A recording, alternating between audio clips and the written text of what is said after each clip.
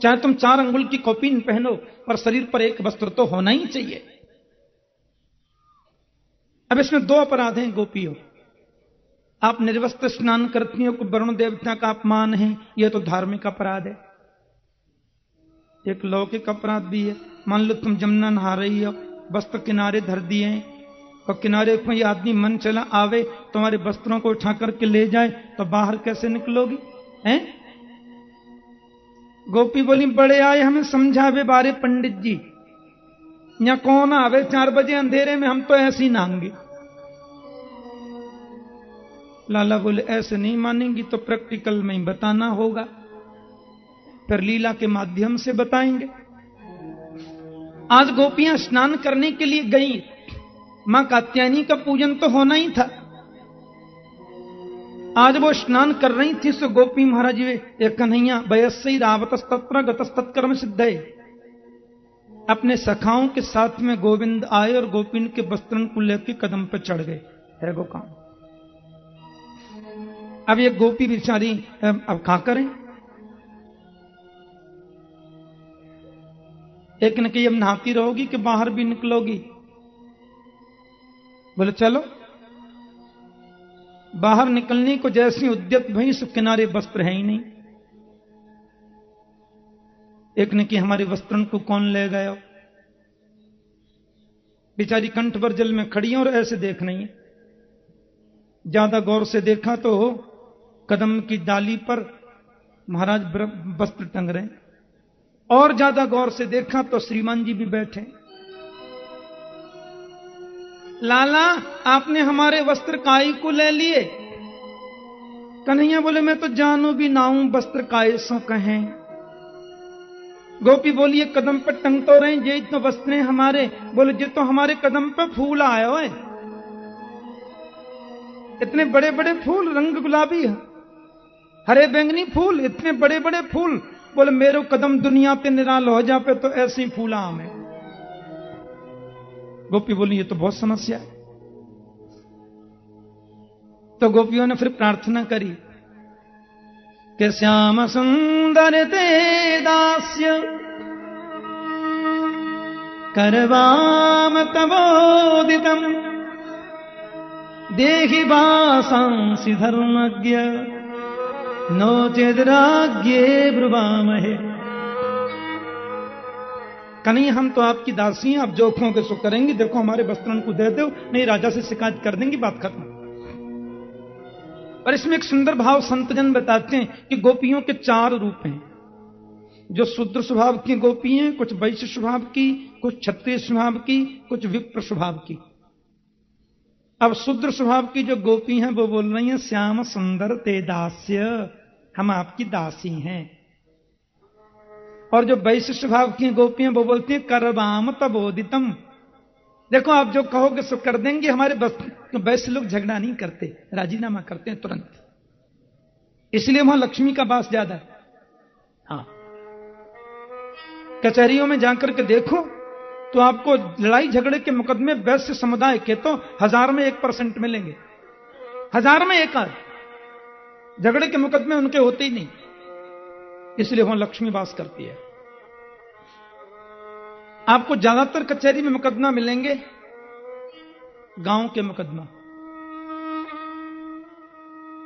खेत में उनकी भैंस चरने के लिए आ गई, लठ बज गया, फौजदारी हो गई, 20 साल से मुकदमा चल रहा है। बात क्या थी? और 250 ग्राम अन्न भैंस खा गई थी, उसमें 2.5 लाख रुपए लग चुके अब तक। पैसा बात कूं के स्वाद कूं। ये बिल्कुल बुद्धिमानी नहीं है। वैश्य समुदाय के यहां लक्ष्मी इसलिए वास करती है कि वो झगड़ालू नहीं होते ज्यादा। जहां झगड़ा में लक्ष्मी नहीं रहती, ध्यान रखना। बोले, करवाम तवोदितम, आप जो कहोगे सो करेंगे। और जो ब्राह्मण स्वभाव की हैं वो क्या कह रही हैं? देहि वासांसि धर्मज्ञ, आपके पिता धर्मात्मा, बाबा धर्मात्मा, पर बाबा धर्मात्मा, आप स्वयं धर्मात्मा हमारे, क्योंकि उनके पास सिवाय इसके दुहाई की और कोई बात ही नहीं। बोलो जय श्री कृष्ण। बात बात में धर्म की बात, पंडित जी। देहि वासांसि धर्मज्ञ। और जो क्षत्रिय स्वभाव की हैं, देखो बस बहुत हो गया, नवचेत राज्ञे ब्रवामहे, या तो वस्त्र दे दो, नहीं शिकायत कर देंगी राजा से। बोले वो तो हमारे पिताजी हैं। बोले नहीं मां। बोले वो मामा जी हैं। कोई उपाय नहीं है। भवत्यो यदि मे दास्यो मयोक्तम मा करिष्यथ अत्रागत्य स्ववासांसि प्रतिक्षन्तु शुचिस्मिता। गोविंद कह रहे हैं यदि तुम हमारी दासी हो और जैसा हम कहें वैसा करना चाहती हो, एक ही उपाय है, एक एक गोपी जल से बाहर निकल के आओ और अपने वस्त्र लेके चली जाओ। गोपी बोली बाहर निकलवे के लायक तो हमें है ही ना है, होती तो तुमसे प्रार्थना काय को करती। तुम हमारे वस्त्रन को नीचे डाल के कहूं जाके छुप जाओ, फिर हम निकल के वस्त्र पहनेंगी। गोविंद बोले ऐसा ना ऐसा कहे। और सुनो, सूर्य नारायण को तुमने अपमान किया है, या लिए दोनों हाथ जोड़ते भे जल से बाहर निकली हूं। बोलो जय श्री कृष्ण। गोपियों ने एक दूसरे के चेहरे को देखा। ध्यान से सुनना, हम किससे बात कर रही हैं? ये वेद के मंत्र हैं गोपियां, वेद की ऋचाएं हैं साक्षात। ये तो ब्रह्म है। 1000 वस्त्र पहनो तो सब निर्वस्त्र हैं, और निर्वस्त्र हो तो भी निर्वस्त्र। इससे क्या छुपाना? सब गोपियां निसंकोच भाव से निकल करके जल से बाहर आईं और गोविंद ने उनको वस्त्र समर्पित कर दिए। लेकिन लोग तो पूछते हैं, लोग तो बहुत पूछते हैं। विदेशों में तो चित्र लिख के मंच पे पहुंचा देते हैं, ऐसा क्यों? भारत में भी 2-3 प्रांत ऐसे हैं जहां ईसाईयत बहुत ज्यादा है, केरला वगैरह में, कुछ पूर्वांचल में। और सार्वजनिक कुछ भागवत के कार्यक्रम हो तो लोग वहां चित्र लिख के मंच पे ही भेज देते हैं। भगवान श्री कृष्ण कहते हैं धर्म संस्थापनार्थाय संभवामि युगे युगे, ऐसा पूछते हैं। हमारे वैदिक सनातन धर्म में क्यों कहने का अधिकार लोगों को ज्यादा है? क्योंकि यह शिक्षित लोगों का धर्म है। और लोगों के धर्मों में तो एक एक किताब जैसे तैसे बनी है, उसी को दबाए डोलते हैं बेचारे। अरे ऐसी किताब तो हमारे यहां के ऋषियों के बच्चे बना देते हैं। बोलो जय श्री कृष्ण। एक किताब बन गई, उसको लपेटे डोल रहे हैं, इसमें यूं लिखा है, यूं लिखा है। अरे हमारे यहां के ऋषियों ने सूखे पत्ते खा खा कर इतने ग्रंथ लिख दिए। 50 बार से ज्यादा बाइबल पढ़ी है मैंने, इसके लिए कुछ है ही नहीं। और 3-4 बार कुरान भी पढ़ी है। नको। और कहीं कुछ थोड़ी बहुत उपदेश की बात कहीं आती भी है तो लगता है गीता का ट्रांसलेशन कर दिया गया।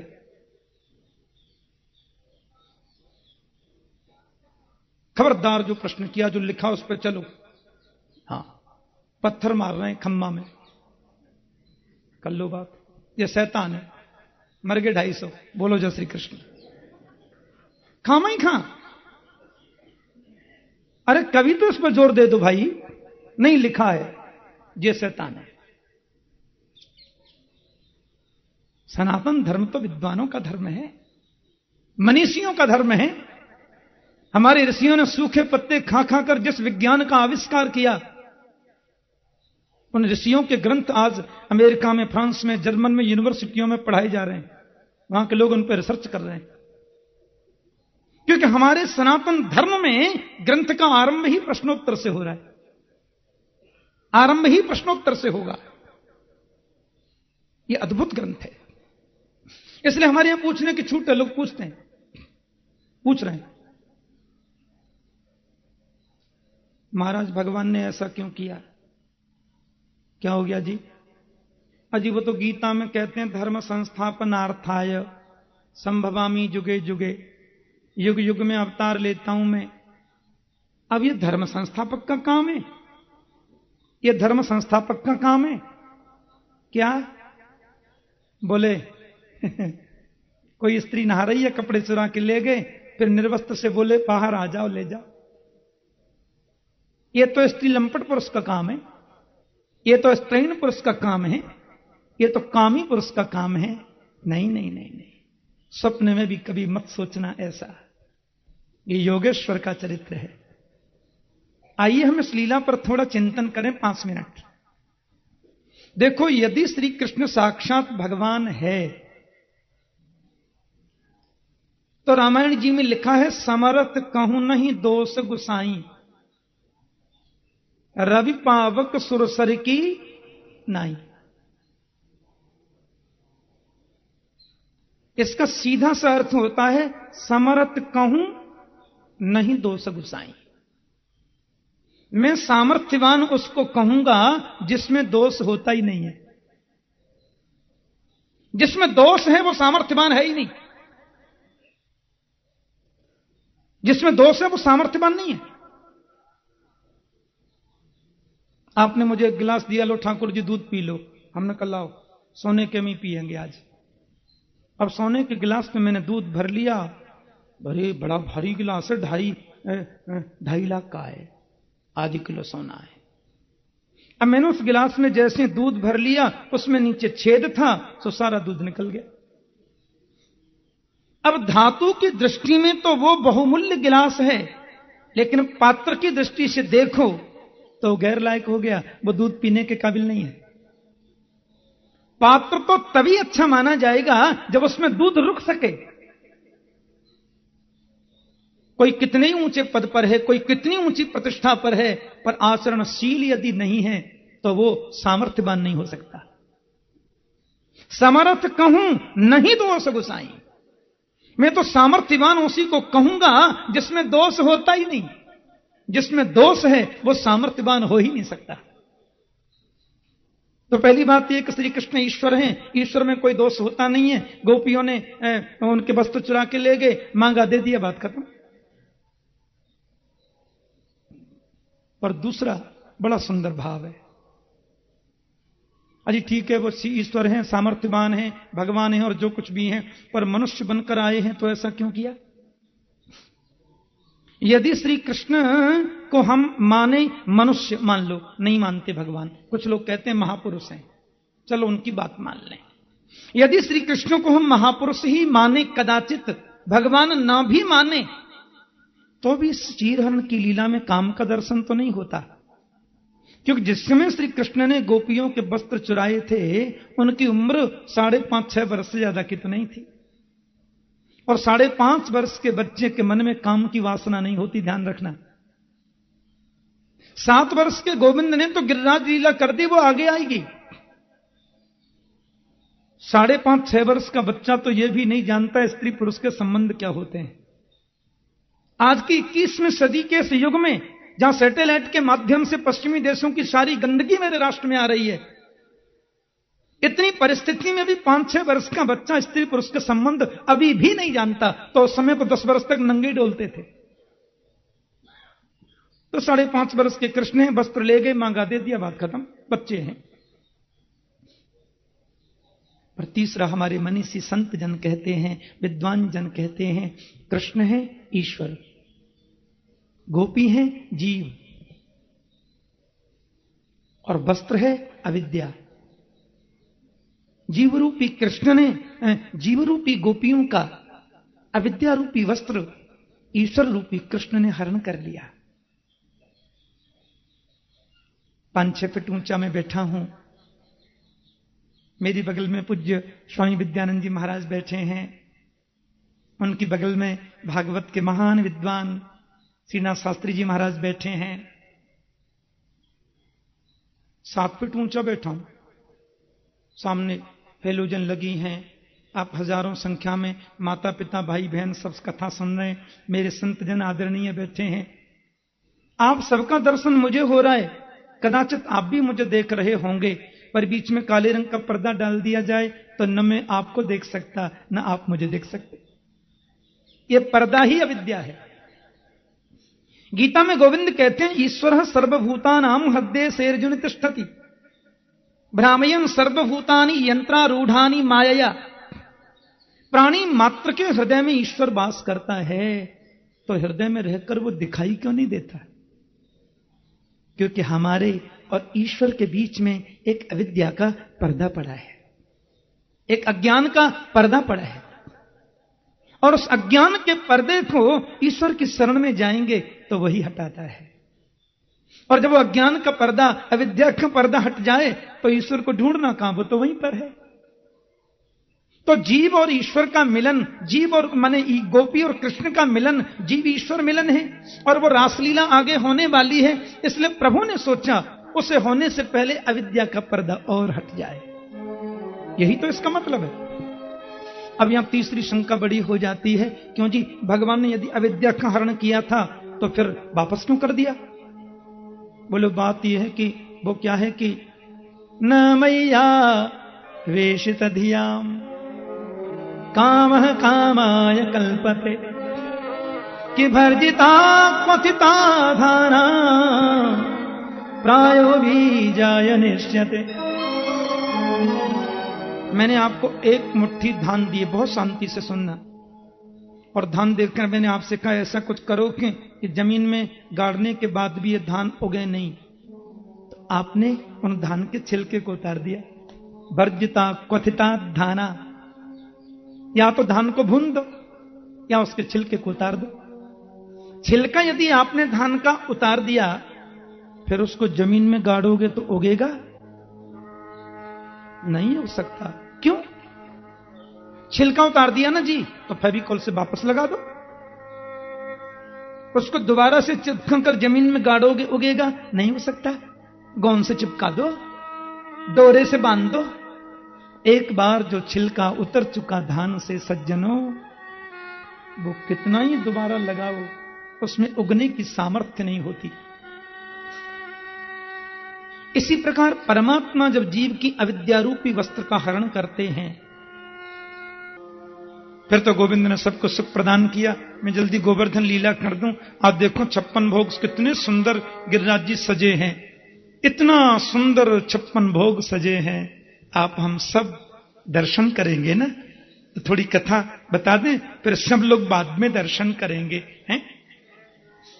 असल में बात क्या है कि गोविंद कहते हैं कि मेरे मिलने के बाद फिर कहीं भटकना जरूरी नहीं है।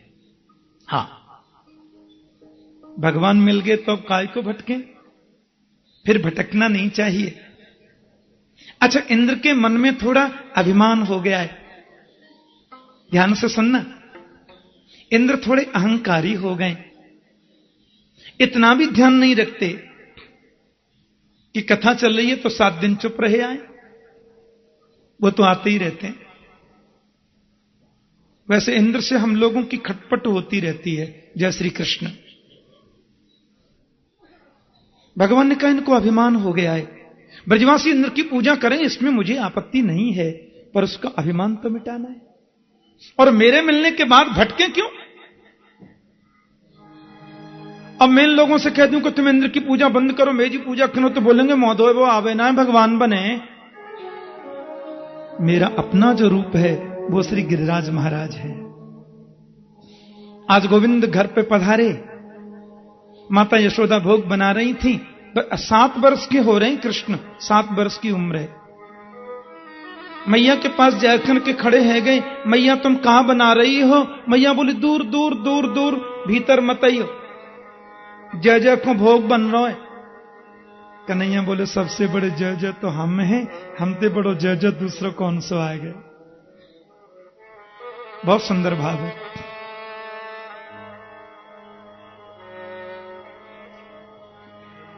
रोते रोते बाबा के पास गए। बाबा ने की कहा बात है बेटा? अरे काय को रोवे तू? बाबा ये जय जय कौन है? मैया भोग बना रही, हमको एक पकौड़ी भी नाए दी नहीं, ये जय जय कौन है? वे बोले लाला बुरा मत माने, मेरी गोद में बैठ, में हवाल बताऊं। बोले पर्जन्यो भगवान इंद्रो मेघास्तस्यात्ममूर्तयः ते विवर्षन्ति भूतानां प्रीणनम जीवनम पयः। नंद बाबा कहते हैं ये जो गोवर्धन, ये जो इंद्र महाराज है ना, वो हमारे भगवान है।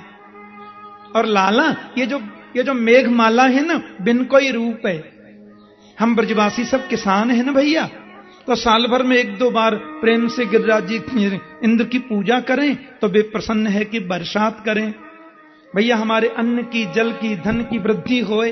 हां, तू बुरा मत माने, श्री गिरिराज महाराज की पूजा के लिए ही भोग बन रहे होएगा।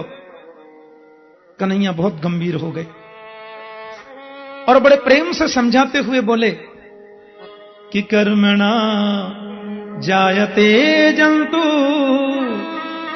कर्मणैव विलीयते, सुखम दुखम भयम क्षेमम कर्मणैवाभिपद्यते। कृष्ण ने यहां बड़ी सुंदर बात कही है। जीव का जन्म होता है कर्म से, जीव की मृत्यु होती है कर्म से। सुखम दुखम भयम क्षेमम कर्मणैवाभिपद्यते। जीव को देखो, सुख भी मिलता है कर्म से, दुख भी मिलता है कर्म से। फिर बाबा इंद्र महाराज की पूजा क्यों?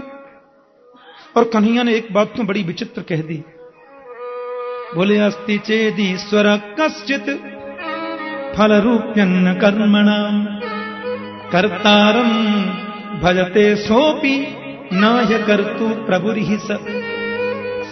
कन्हैया कहते हैं यदि ईश्वर नाम की कोई चीज है बाबा, तो वह भी फल उसी को देती है जो कर्म करता है। जो कर्म नहीं करता उसको ईश्वर भी फल नहीं देता। कर्म ही प्रधान है। आप लोग आज कथा सुन के जाए ना, एक प्रैक्टिकल की बात बताता हूं, करना। घर पे जाके डबल बेड पे सो जाना, फिर उठना और अंदर से कमरा लॉक करके खिड़की से चाबी बाहर फेंक देना और दुपट्टा तान के सो जाना और कहना मेरे भाग्य में होगा तो राम जी भोजन यहीं ले आएंगे। अब देखो आता है कि नहीं, रात 12 बजे तक पता चल जाएगी। भूख के मारे प्राण भले ही निकल जाए, राम जी कभी नहीं लाएंगे, और ला भी रहे होंगे तो खिड़की से ही वापस लौट जाएंगे। कहेंगे मैंने इसको शरीर दिया है, बुद्धि दी है, शक्ति दी है, कर्म करता नहीं, मेरे ऊपर पड़ा है। क्योंकि कर्म प्रधान विश्व रचिराखा, जो जस कर ही सुतस फल चाखा। देखो कर्म ही प्रधान है। हमारे भारत राष्ट्र के ऋषियों ने व्यक्ति को अकर्मण्य बनने की कभी प्रेरणा नहीं दी। शास्त्र भरे पड़े हैं कि भाग्यवादी कभी मत बनो, भाग्य में होगा तो मिलेगा, ये आलसियों का लक्षण है, शास्त्रों में लिखा है। दैव दैव आलसी पुकारा। शास्त्र कहते हैं दैवम निहत्य कुरु पौरुषमात्म शक्तिया यत्ने कृते यदि सिद्धिति को प्रदोष। भाग्य को कभी मत मानो, क्योंकि भाग्य नाम की चिड़िया अलग से तो कुछ होती नहीं। आज का शुभ कर्म ही कल शुभ भाग्य बनता है, आज का दुष्कर्म ही कल दुर्भाग्य बनता है। बाबा कर्म ही प्रधान है। ईश्वर भी सहयोग उसी को करते हैं सज्जनों जो कर्मयोगी है। जो कर्मयोगी नहीं है ना, उसकी सहायता परमात्मा भी कभी नहीं करता। फिर कर्म ही प्रधान है, फिर इंद्र की पूजा क्यों? और आप कहोगे ना भैया हम तो ऐसी निष्काम करें पूजा। तो बाबा निष्काम करते हैं तो फिर सर्वोच्च पूजा करो ना। हम ब्रजवासियों को तो सबसे प्रिय देव श्री गोवर्धन नाथ हैं। गिरिराज महाराज की तरेठी में हमारी गाय निर्भीक निर्द्वंद विचरण करें। बाहर को जल गिरिराज महाराज की कृपा से जल में नहीं आ पावे। कछु बूढ़े ब्रजवासी बोले देखो जी लाला देखवे में छोटो लगे, गुणन को बहुत मोटो है। या की बात मान के एक बार गिरिराज की पूजा करने में कोई हानि ना है सके। ब्रजवासी बोले तू कह रहा हो कन्हैया तो हम देख मान जाएंगे, पर हमारी भैया 3 शर्तें। कौन कौन सी? पहली शर्त तो यह कि देख हम तो भोले भाले ब्रजवासी हैं, अब हमारी टूटी फूटी सेवा से तुम्हारी गिरिराज जी को प्रसन्न होना होएगा। ठीक है बाबा। दूसरी बात यह है कि हमने भोग बनाए दियो, बा में तुलसी छोड़ दई, पर्दा लगा दियो, घंटी हला दई, लग गए भोग, हम नहीं मानेंगे। ये तेरे गिरिराज भगवान है ना, इनको प्रकट है कि देख ऐसे खाना पड़ेगा तब मानेंगे। गोविंद बोले मंजूर है।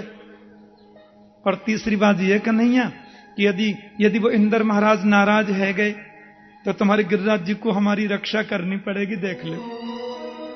कन्हैया बोले बहुत लंबे हाथ हैं, तुम तो करो।